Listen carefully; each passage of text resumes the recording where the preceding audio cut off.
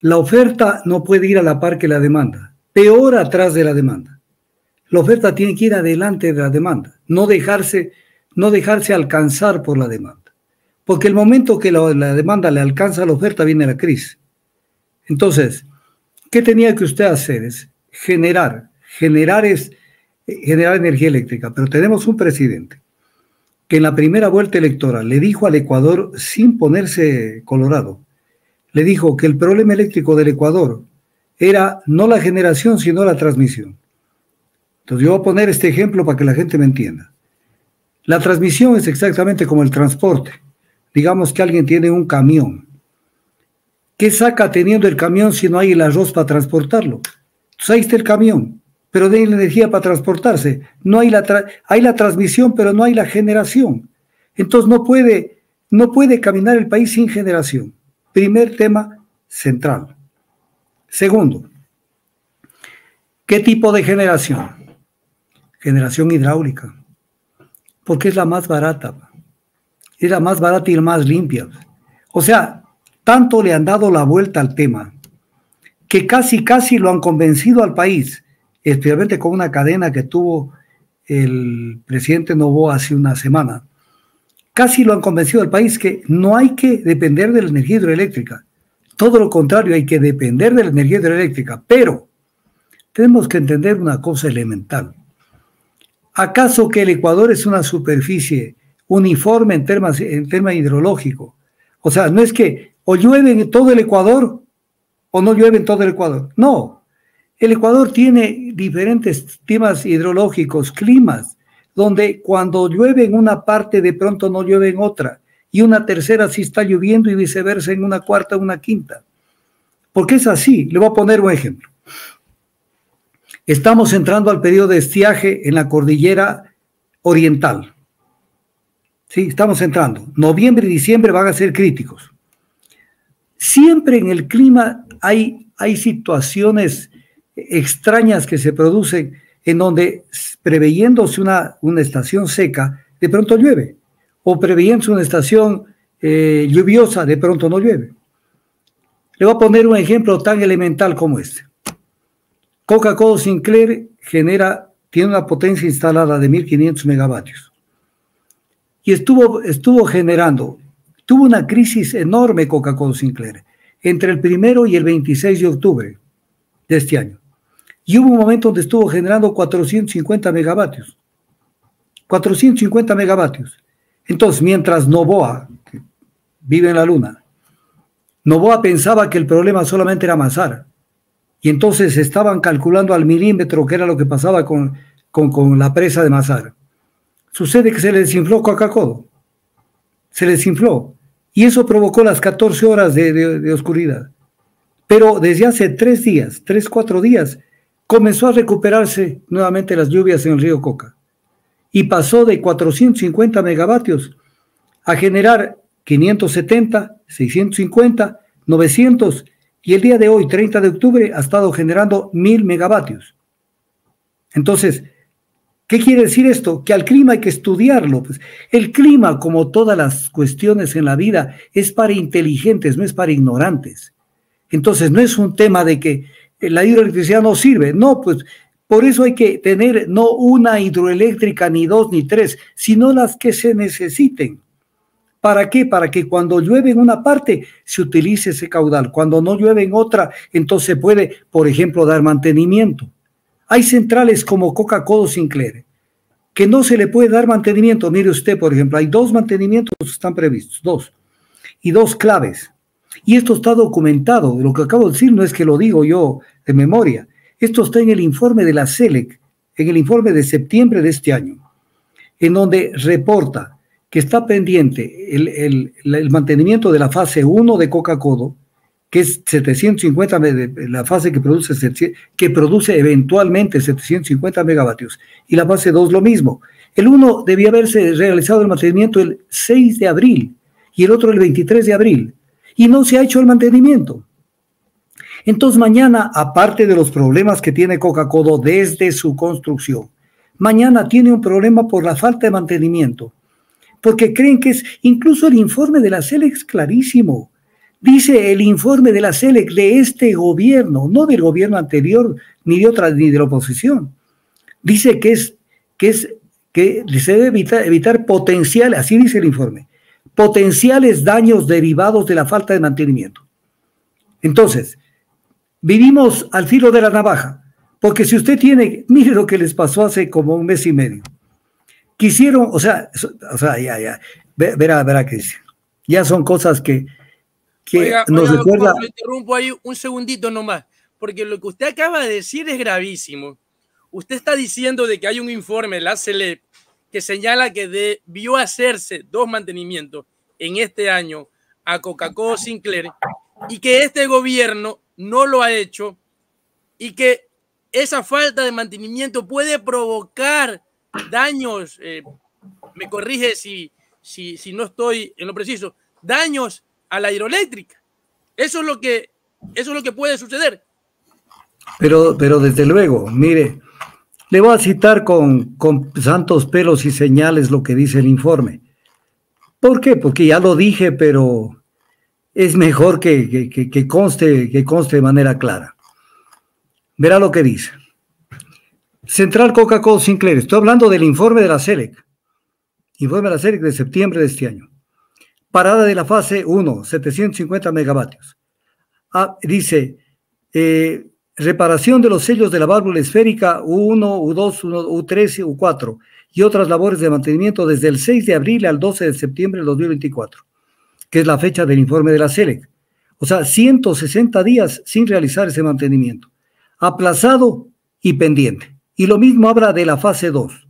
¿Y qué dice más abajo el informe? Que es un informe grande. Dice esto provoca, estoy leyendo el informe de la SELEC, impredecibilidad de los potenciales daños, afectación en la vida útil e indisponibilidad de los generadores o del sistema de transmisión. El tema es claro. Es que es obvio, pues mi amigo, si usted está en un carro y el carro se le prende un testigo que le dice que usted ya tiene que ir a hacer mantenimiento, cambiar de aceite, cambiar filtros, lo que sea, lo que le diga el testigo de su carro, tiene que hacerlo, pero no pueden hacer nada. Mire, estaba yendo a desarrollarle una idea.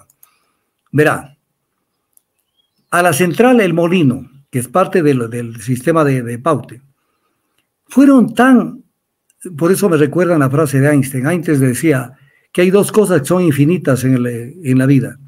Y decía, el universo de lo cual tengo dudas. Dice, pero hay otra que es la estupidez humana de la cual no tengo dudas.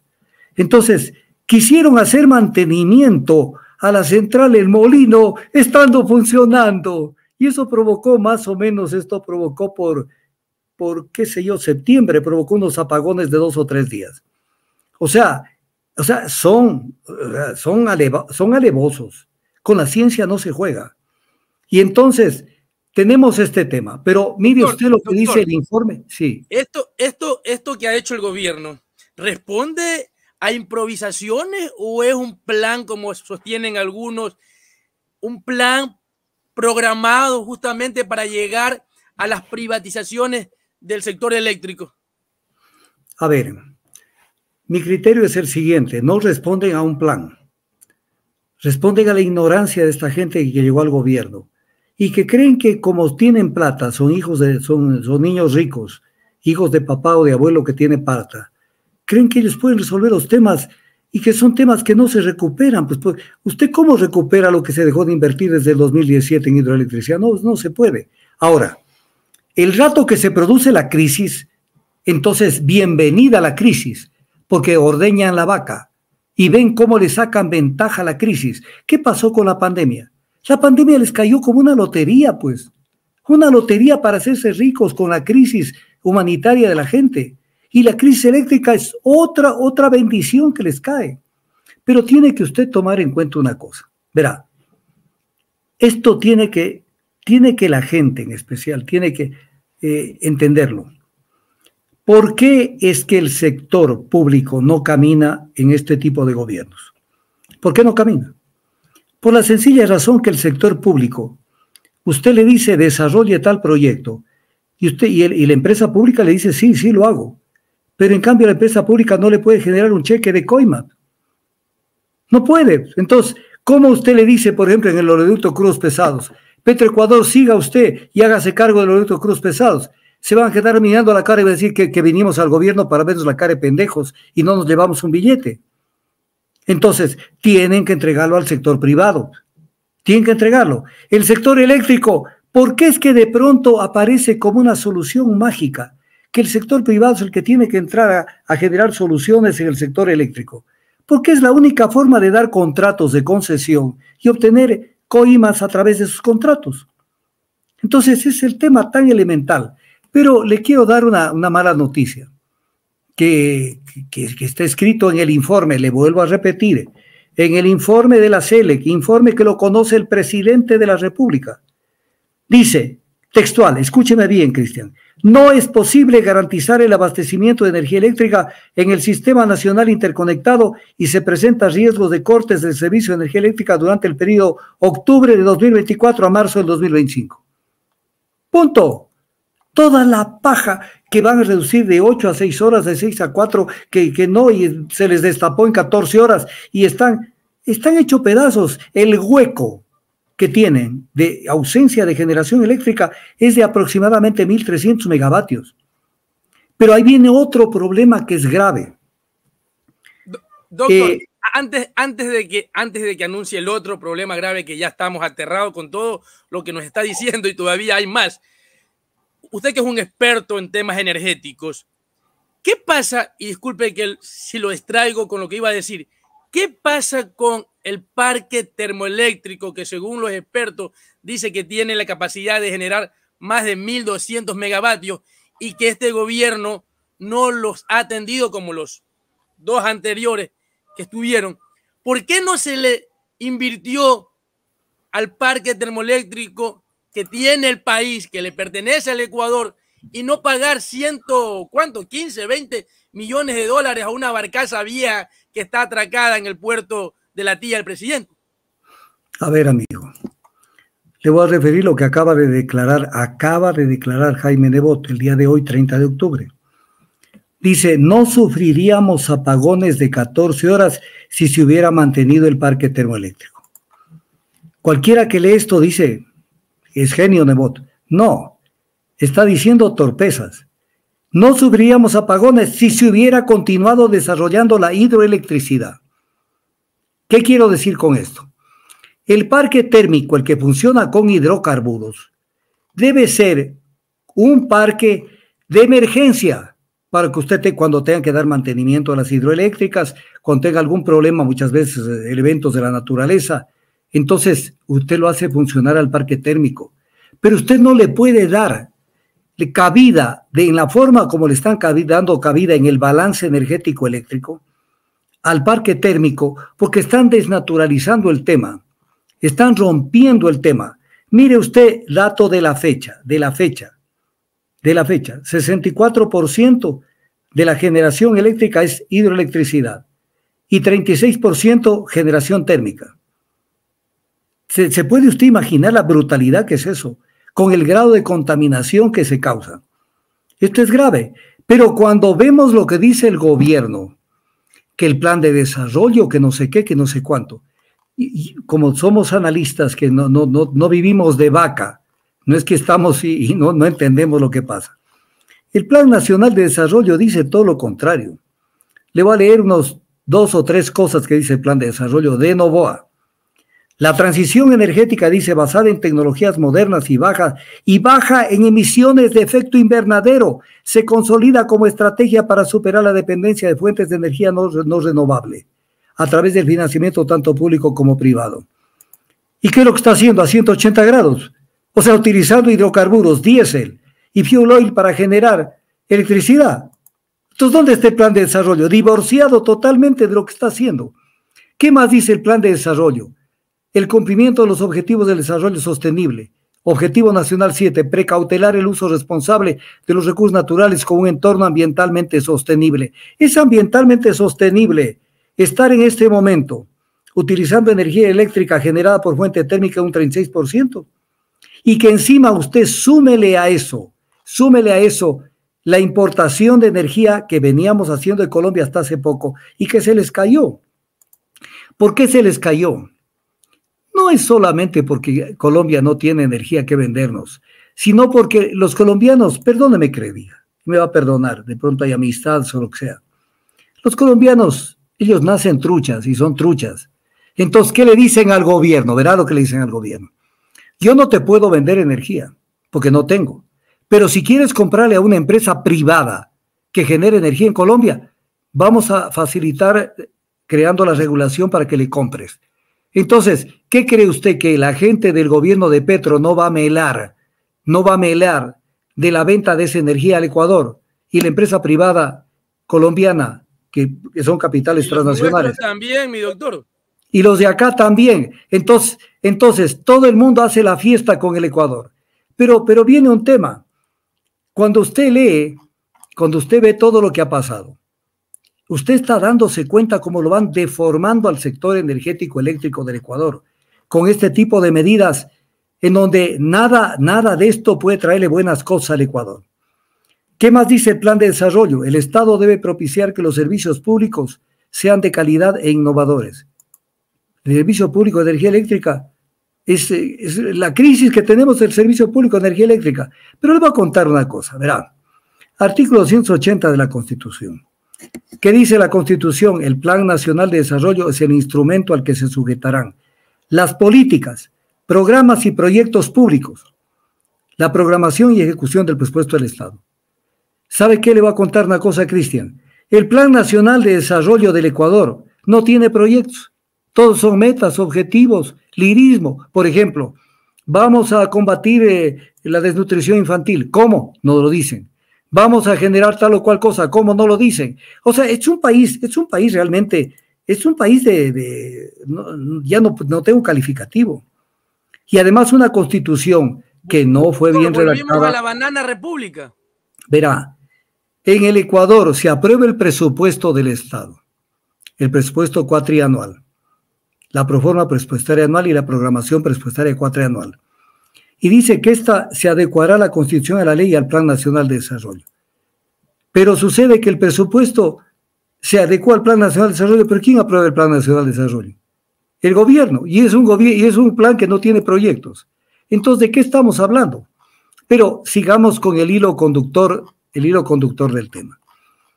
Cuando esto se da, entonces tenemos que ver las soluciones que le han ido encontrando en el camino. Primero tenemos 4 ministros de energía en este gobierno.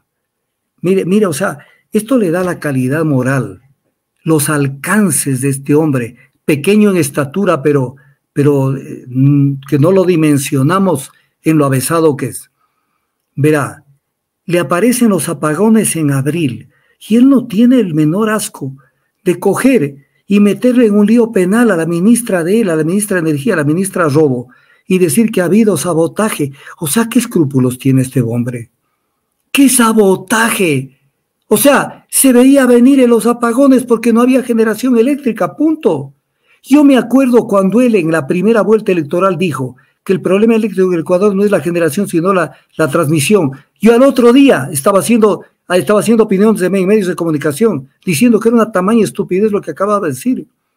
¿Acaso que no nos hemos dado cuenta de todo lo que ha venido pasando? Entonces, con base en esto, ¿qué es lo que ha pasado? Dejaron botado el sector hidroeléctrico, que había que seguirlo desarrollando.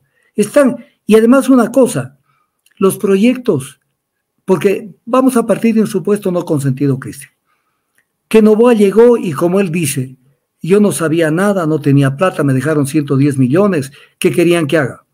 Ok, no eres culpable, hipotéticamente.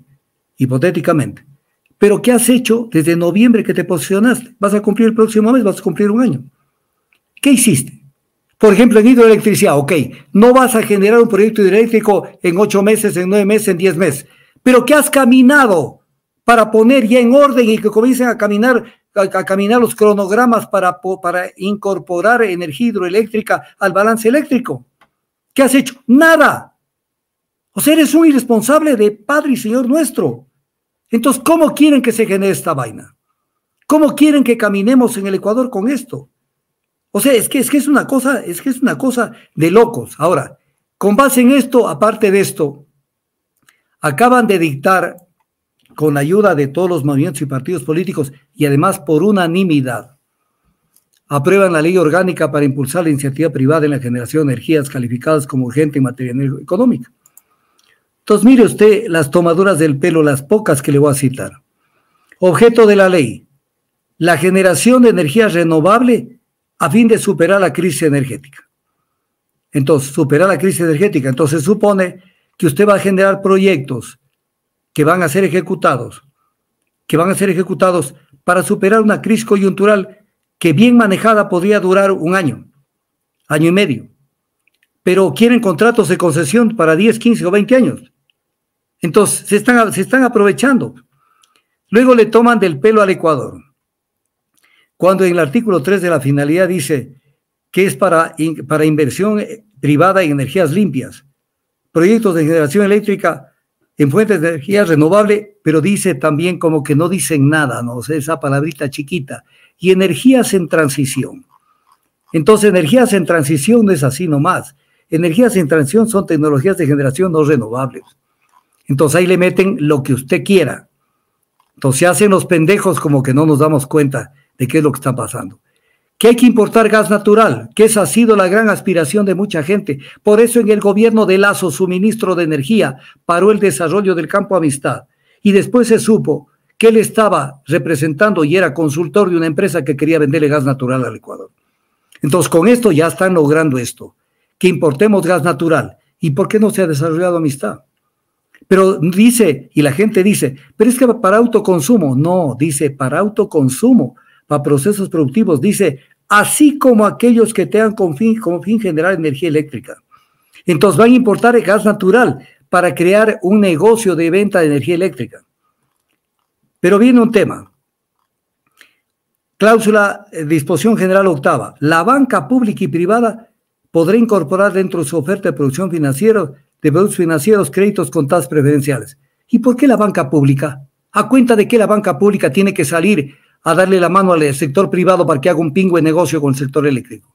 ¿Por qué no le piden a la banca privada? Pues ahí está el banco de Lasso, el banco de Egas y los bancos privados. Pero ya le meten que la banca pública va a tener que darles la plata para que haga un negocio el sector privado. ¿Qué otro tema importante? Redondo el negociado, pues, mi estimado doctor. Pero claro, pues, claro. Otro tema. La ley orgánica del servicio público habla de que al finalizar una concesión, los bienes los bienes que son fruto de la concesión deberán ser revertidos al Estado sin costo alguno. Ya en la reforma del artículo 33 de la ley orgánica del servicio público excluyen de esta obligación de reversión a los bienes instalados con motivo de esta crisis en lo que es energía de hasta 10 megavatios. O sea, ya se metieron un billetito allí, porque no le van a devolver al Estado esos bienes. El cobro y pago de las obligaciones derivadas de las transacciones comerciales, dice... Doctor, disculpe que le interrumpa ahí. Ese es en el proyecto de ley económico urgente que se aprobó ahora último en la Asamblea. Claro, es la ley que ya está publicada, mi amigo. Esta ley, la de No Más Apagones 2, para ponerle un título. Sí, la ley no Más Apagones 2, como la 1 que fue aprobada por la Revolución Ciudadana. Terrible, doctor. Dos. Terrible lo que está pasando. Ya, y que el cobro y pago de las obligaciones derivadas de las transacciones comerciales, para esto se utilizará un fideicomiso. Pero no es el fideicomiso, a ver si me capta bien, Cristian.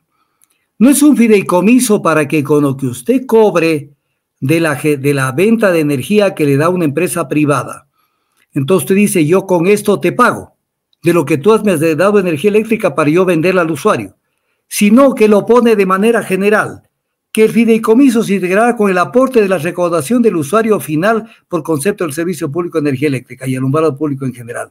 O sea, de lo que recauden, por ejemplo, de la energía que se vende de Coca-Cola, de la energía que se vende de San Francisco, de Agoyán, de Mazar, con todo ese paquete, un fideicomiso para pagarles a los privados. Pero viene la pregunta del millón, pues, Cristian. Viene la pregunta del millón. Es que están viniendo porque en la reforma que hacen el artículo 52 de la Ley Orgánica del Servicio Público de Energía Eléctrica, dicen que, mire, esto es una salvajada. Cuando los proyectos, dice la ley que ya está vigente desde hace 48 horas, cuando los proyectos sean identificados por la iniciativa privada y no estén incorporados en el plan maestro de electricidad. O sea, ahora usted puede limpiarse con el plan maestro de electricidad. Viene a ser un plan maestro referencial. Dice, lo podrá desarrollar el sector privado a su riesgo. ¿Cuál riesgo, pues? Si están poniendo todo tipo de garantías. Todo tipo de garantías. Pero viene un tema que es básico, y escuche esto y grábelo. O sea, la empresa privada busca, usted lo dijo antes de mi entrevista, busca lucro. Y no solo es eso, se queda usted corto. La empresa privada siempre infla los costos para que los periodos de amortización de una inversión sean más largos. Le voy a poner un ejemplo. El oleoducto Cruz Pesados pudo haber sido construido por el Cuerpo de Ingenieros del Ejército del Ecuador en 560 millones. Les autorizaron con un presupuesto de 900 millones, firmaron el contrato por 1.100 millones y terminó amortizándose una inversión de 1.405 millones. Entonces siempre inflan. Si van a invertir 100, dicen vamos a invertir 150. Si van a invertir 300, dicen hemos invertido 500. Y encima las utilidades. Entonces, o sea, se encontraron un pretexto para hacerse ricos, para hacerse más ricos de los que son. Entonces, con esto, pero además son descarados, porque en la disposición transitoria 10 se dice que los financistas acreedores, o sea, los que les presten la plata al sector privado para que haga estos proyectos, podrán suscribir acuerdos directos con la entidad concedente, o sea, con el Estado, a fin de asegurar la continuidad del proyecto y que se reconocerán los derechos de intervención que estaban previstos en el reglamento. O sea, aquí no solamente que les garantizan las inversiones al concesionario, sino también al financista. O sea, todas las seguridades para que el negocio sea redondo. Pero viene el tema. Si están en igualdad, y esto quiero hacer que la gente razone, el sector público puede hacer exactamente lo mismo que el sector privado. Porque el sector privado va a contratar créditos para hacer lo que quiera hacer. El sector público también puede contratar créditos. Con la diferencia que si lo hace el sector privado, entonces va a haber se van a inflar costos y va a venir tarifas mucho más altas, además por el lucro que van a buscar. Entonces, tú vas a perder ecuatoriano. Lo que pasa es que el ecuatoriano está en una posición que dice, con tal de que tengamos luz, perfecto, con tal de que tengamos luz, pero entonces no te quejarás después. No te quejarás cuando te comiencen a aplicar tarifas de 20 centavos el kilovatio. No te quejarás, pero no te van a aplicar tampoco esa tarifa. Lo que van a hacer es romper la economía del Ecuador, porque van a obligar que el gobierno central, el Ministerio de Finanzas, pague quitando dinero a la salud, a la educación, a las obras viales, a lo que sea, pague por cuerda separada a los inversionistas, diciéndoles, ok, recuperas, por decir algo, 9 centavos por kilovatio de tu inversión, pero los 11 centavos te los pago por aparte. O sea, acaban de embarcarse en un negocio de Padre y Señor nuestro, pero no un negocio para superar la crisis eléctrica, como dice la ley, sino para quedarse unos 15 o 20 años con la teta bien pegada a esto, convirtiendo. Esto es uno de los principios fundamentales del neoliberalismo. ¿Cuál es? Convertir, escúcheme bien, Cristian, convertir los servicios públicos en negocios. Es uno de los objetivos. ¿Y por qué es uno de los objetivos? Aquí viene una especie de orientación académica. Verá, el dinero en estos países industrializados no genera grandes rendimientos. Voy a ponerle un ejemplo. Alguien tiene $1 millón y dice, ¿qué hago con el $1 millón? Si voy a un banco, lo coloco en una póliza en Estados Unidos, me entregan el 2%, el 2.5% de interés. ¿Quién sabe el 3%? Y entonces yo tengo todo $1 millón y me entregan $30,000 al año de interés.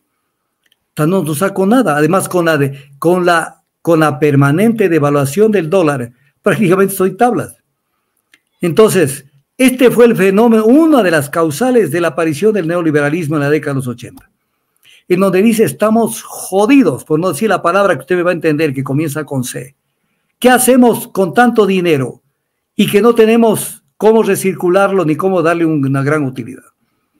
Y además producimos bienes y servicios en una cantidad enorme y no los podemos colocar. Entonces dicen, tenemos que desregular a los países, penetrar con el neoliberalismo y convertir y hacer plataformas de asalto a sus economías.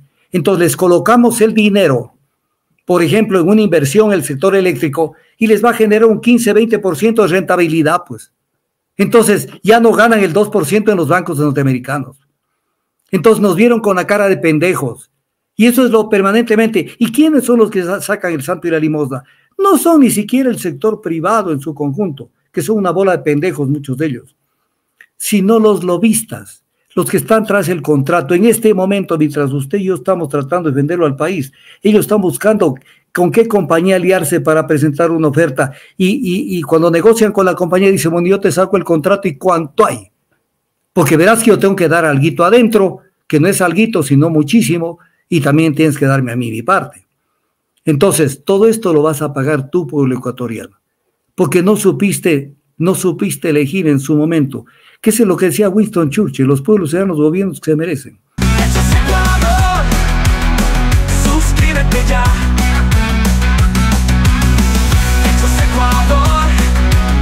Suscríbete ya. Ecuador, la verdad está ahí. No te pierdas nada, cada día algo nuevo. Conéctate al canal y mantente informado. Siempre estamos aquí para darte lo mejor. Hechos Ecuador, claro, la verdad sin temor. Hechos Ecuador.